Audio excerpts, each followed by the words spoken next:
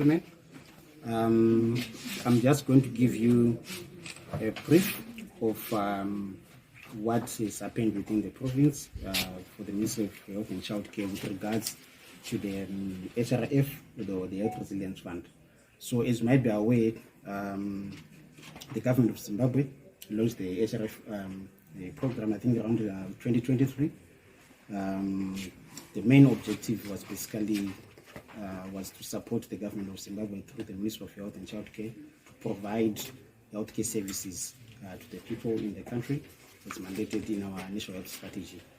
So the Ministry of Health and Childcare is working with partners that includes a consortium of partners that pooled funds.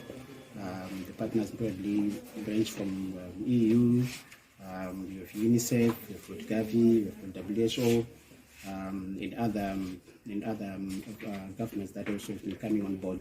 So there's a fund that has been put together and has been assisting the Ministry of Health and Childcare to fund the healthcare service provision within the country. So you would realize that the Ministry of Health and Childcare is also guided by the National Health Strategy, which is also guided by the NDS1, the National Development Strategy. So the main objective basically is to strengthen the implementation of our National Health Strategy and also support the NDS1. So part of the main objectives for the SRF included, but not limited to, reducing preventable deaths from maternal health, neonatal health, child health, and adolescent health. And the other objective was also to strengthen healthcare systems within the ministry. So, bringing it closer to Mat South, I would shed lights on some of the benefits that probably were derived from the implementation of the HRF program. So, within our province, we realized that I'll start with the strengthening of healthcare systems. And our healthcare systems basically, they are pillars of healthcare delivery that basically we guide service provision. And one of them is service delivery. So in terms of service delivery, what have we benefited as a province with HRF? You realize, like I said, number one, maternal and child health. Over the years, one of the targets that we thrive or that we want to attain is reduction in maternal deaths. And our institutional maternal mortality rate was around 71 per thousand. Please note, this is not the population, but this is institutional maternal mortality rate. So we have noted a bit of a gradual decline in maternal deaths in the province. I'm talking about the institutional ones.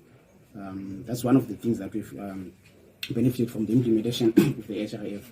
Some of the programs that have been running in the province with regards to strength of maternal and child health includes, if you look at our community healthcare workers, they actually go out there in the community, identify pregnant women that may be at risk, and to refer them early to healthcare facilities. And so when they come to healthcare facilities, healthcare workers, some of them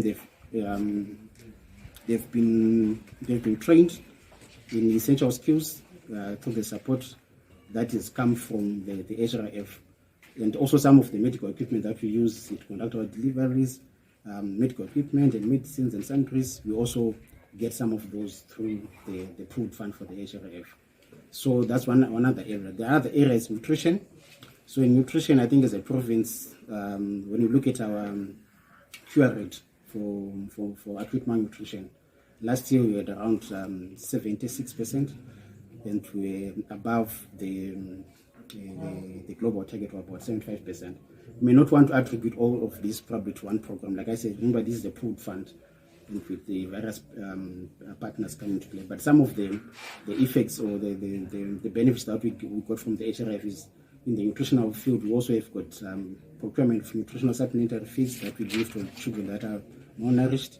We also had trainings of healthcare workers and management of cases of malnutrition, and other programs as well. If you then look at our country, I think we've been faced with a lot of epidemics. Currently, we are battling cholera, we had COVID, Some of the support that we got also as a province through the pooled fund for the HRF also went to managing emergencies. Currently, I think for cholera, we as a province we have got around 460 cases that we detected, and our case fatality rate was around about 1.9.